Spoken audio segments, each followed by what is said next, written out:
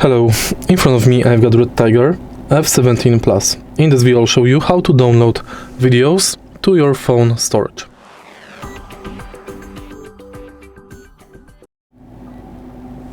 In the beginning, let's open REDTIGER app and enter playback.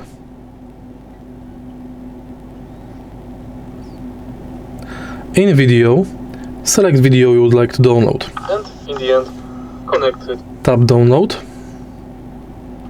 And now it's completed. And in the end, for safety purposes, right now this video is only available in the download menu.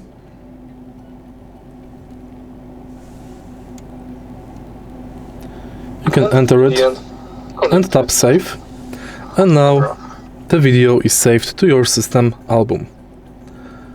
If you find this video helpful, please leave like, comment and subscribe.